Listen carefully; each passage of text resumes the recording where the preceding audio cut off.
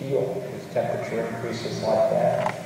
The agronomists, there's a great study from Stanford and UW 3 years ago now that found that from this point on, every degree increase in global average temperature cut grain yields about 10%. So if the temperature is up 2 or 3 degrees, the number of calories on the planet could go down 20 or 30%. And we saw how that could happen looking at the Midwest last summer. Try to imagine a birth like that. You all know enough about this planet to be able to guess what that means for any of the things you care about. So it's gotten very basic. The National Oceanic and Atmospheric Administration released a report in January saying that it's already hot and muggy enough that the ability of humans to do outdoor labor has been cut 10% already, and that by mid-century that will be closer to 30% on current trends. It doesn't get much more basic than that. So, that's all bad news. Take a breath and I'll take a breath.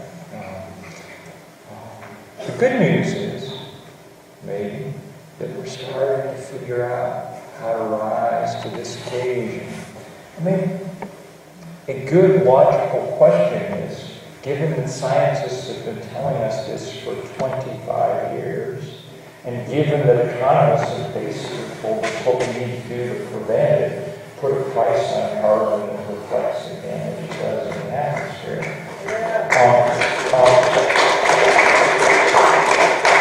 A very good question is why we haven't done it. What's going on? And it's not for lack of talking about it. Those scientists and those economists have trooped up to Capitol Hill every year for the last 25 years. I think my friend Jim Hansen, who retired a couple of weeks ago from NASA, I think he's been up there 50 times, and each time, patiently explaining what's going on. The result has been a 25-year bipartisan effort to accomplish nothing. It's entirely successful. And the reason is the astonishing power of the fossil fuel industry to block it. They are the richest enterprise in human history. Exxon made more money last year than any company in the history of money.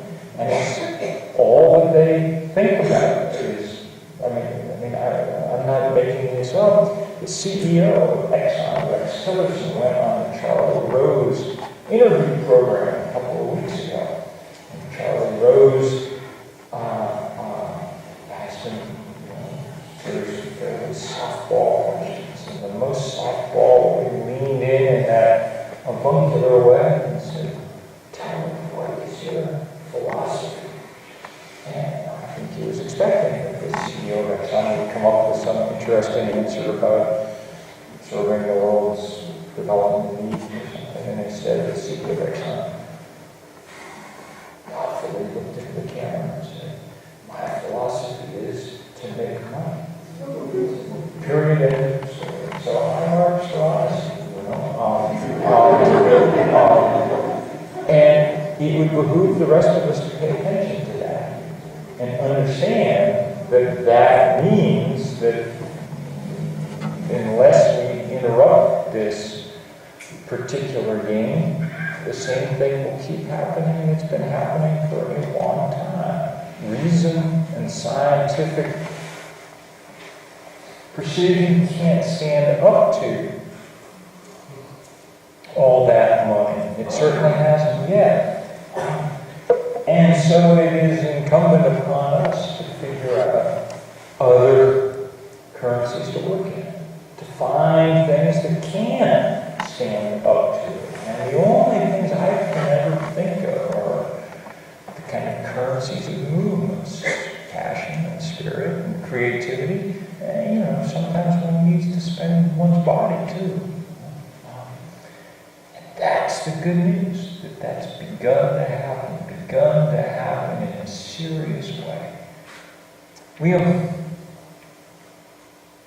started, we picked about 5 years ago now, this past winter. It seems like more than 5 5 years, I think it was 5 years ago. And of course, we took the odd name from what the scientists, particularly Jim Hansen, his team had just published a paper saying the most carbon you can safely have in the atmosphere is 350 parts per million. Beyond that, it's not compatible with the planet on which civilization developed and which life on Earth was adapted, which is fairly strong language.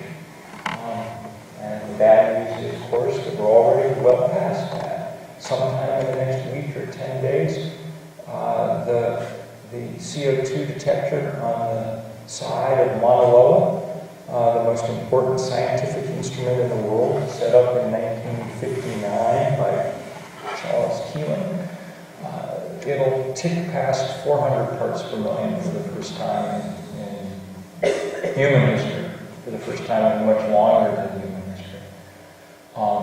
And on we go. So that, when we heard that news, it was not, it was depressing. The paper that Hansen wrote was depressing. But it did give us an idea about how we could organize the world. The thing we were most worried about was that how do we talk to everybody on the planet because they all speak different languages. But Arabic numerals, of course, get this problem. 350 means the same thing in Seattle and in Saigon.